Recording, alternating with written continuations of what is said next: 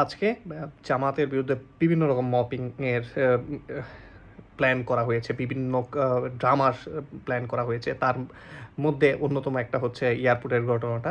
এয়ারপোর্টে উনি যখন যাচ্ছিলেন তখন উনি এয়ারপোর্টে সব কিছু অনুমতি নিয়ে সব কিছু দেখিয়ে চেক আপ করিয়ে তারপরে উনি ফ্লাই করতেছিলেন। কিন্তু যেখানে উনি পৌঁছাবেন গন্তব্যস্থানে একটা ড্রামা যদি তৈরি করা হয়েছে, এটা একটা সাজানো একটা ড্রামা তৈরি করা হয়েছে। যেহেতু ওনারা কেমনে জানে, যেহেতু অনুমতিটা নেওয়া হয়েছে, ধরেন আমি আপনাকে বললাম যে আমি এটা বহন করতেছি, আপনার অনুমতি নিলাম। এখন অনুমতি নিয়ে যখন আমি যাচ্ছিলাম, এখন এটা তাহলে আপনি অফিসিয়ালি জানেন। তাহলে আমি যেখানে পৌঁছাবো ওইখানে কেউ এই ড্রামাটা সাজানোর জন্য প্রস্তুতি কেমনে নিল? তার মানে আপনারা জানেন, জেনে শুনে এই ড্রামার প্রস্তুতিটা নেওয়া হয়েছে। এমন তো নাটে যে এখানে অবৈধ কিছু করা হয়েছে, অবৈধ তো কিছু করা হয় নাই, শুধু টাকা সহ পাওয়া গেছে একটা মানুষকে। তো একটা মানুষের কাছে টাকা থাকতে পারে, এটা বিষয় না। কিন্তু এটার সত্যতা উদ্ঘাটন অবশ্যই করা হবে, ক্লিয়ার করা হবে। আর অলরেডি প্রেজেন্টেশন দিয়ে জামাত ইসলামের পেজে এটাকে দেখানো হয়েছে, সবাই গিয়ে প্রেজেন্টেশনটা দেখে আসবেন। সত্যটা সবার জানা উচিত। আর যদি এখানে উনি ভুল কিছু হয়, এটার পক্ষে আমরা থাকবো না।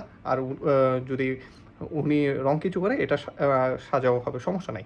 কিন্তু যদি ওনার বিরোধিতা করা হয়, মানে একটা সাজানো বড় নাটক সাজানো হয়, বড় একটা ক্রাইম সাজানো হয়, তাহলে অবশ্যই সাবধান থাকা উচিত।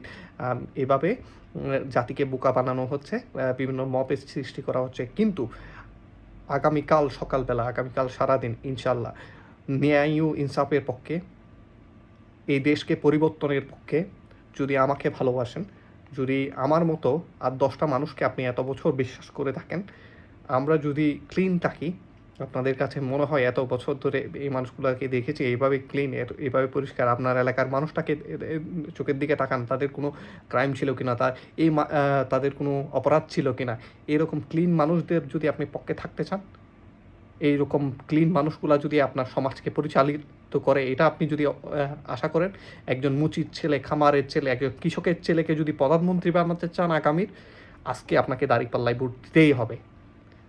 আপনার সন্তানকে যদি আপনি প্রধানমন্ত্রী দেখতে চান আগামী দিনে, আজকে আপনাকে দাঁড়িপাল্লায় ভোট দিতে হবে। সো সবার কাছে এটা আমার নির্বাচনের পূর্বে ফাইনাল ভিডিও। নিজের বিবেককে প্রশ্ন করে ভেবে চিনতে সিদ্ধান্ত নেবেন।